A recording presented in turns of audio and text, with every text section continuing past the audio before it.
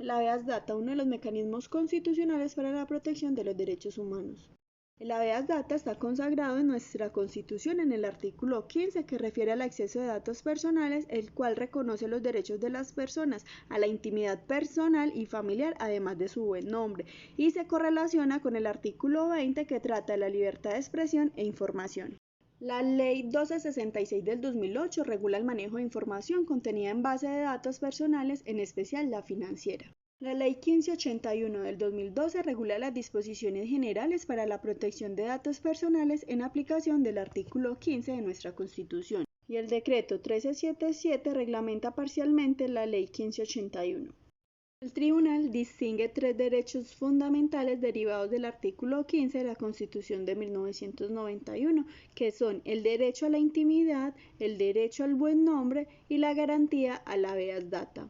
El habeas data es un recurso y un derecho que tiene cualquier persona para exigir a quien maneja y administra sus datos personales, sean entidades privadas o públicas, el uso debido de datos personales, como lo son el acceso, inclusión, exclusión, corrección, adición, actualización y certificación de los datos, así como la limitación en las posibilidades de su divulgación, publicación o cesión, según los principios que regulan el proceso de la administración de datos personales.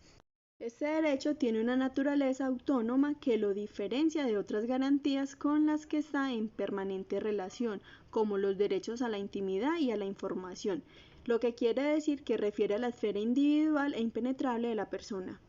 El habeas data confiere al individuo facultades para que en ejercicio de la cláusula general de la libertad pueda controlar la información de sí mismo, que ha sido recopilada en una central de información. Este control no solo se predica la autorización previa para el tratamiento del dato, sino que el individuo también es libre de decidir cuáles informaciones desean que continúen y cuáles deben ser excluidas de la fuente de información, siempre y cuando no exista un mandato legal que le imponga el deber, o cuando exista alguna obligación contractual entre la persona y el controlador de datos que haga necesaria la permanencia del dato. No es aplicable a los datos mantenidos en el ámbito exclusivamente personal o doméstico y a aquellos que circulen internamente. Los titulares tienen derecho a conocer, actualizar y rectificar sus datos personales, a solicitar prueba de la autorización al responsable, ser informado respecto del uso de sus datos, presentar quejas ante la SIC, revocar la autorización y/o solicitar la supresión del dato y acceder de forma gratuita a sus datos personales. En cuanto a la permanencia y la información, encontramos que si la información es positiva, permanecerá de forma indefinida en los bancos de datos de los operadores.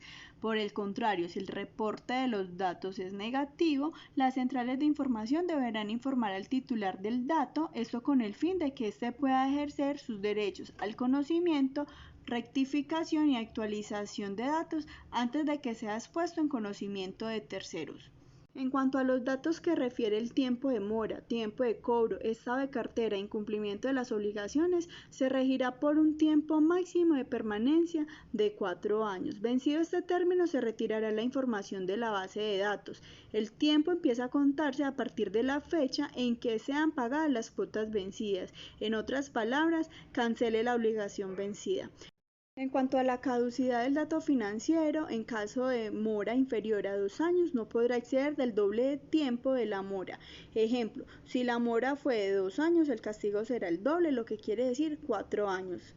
La petición puede ser formulada de forma verbal o escrita, siempre que quede constancia de la consulta. La petición debe ser atendida máximo en 10 días hábiles contados a partir de la fecha del recibo de esta. De no ser posible atender la petición en este término, se debe informar al interesado las razones por las que se presenta la demora, esto sin exceder los 5 días hábiles siguientes al primer periodo de vencimiento. ¿Qué quiere decir esto? Que si la entidad manifiesta no poder dar respuesta en los 10 días máximo, tiene otros 5 días, en total serían 15 días hábiles.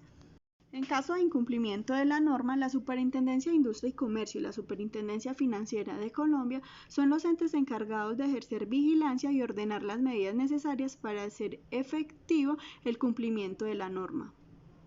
Estas son algunas de las exclusiones en el habeas data. En conclusión, el habeas data busca que no exista un uso indebido de la información, de tal modo que no se afecten los derechos fundamentales de la persona, como el derecho a la intimidad y al buen nombre. Esta regulación no es para impedir el tratamiento de datos personales, sino hacer que éste se realice de forma adecuada. El habeas data es un derecho fundamental autónomo que posee tres facultades. La primera es el derecho a conocer la información que a su titular se refiere. Segundo, el derecho a actualizar tal información. Y por último, el derecho a rectificar la información que no corresponde a la verdad. Por último, el habeas data, al ser un derecho fundamental, dicho derecho se puede amparar a través de la acción de tutela.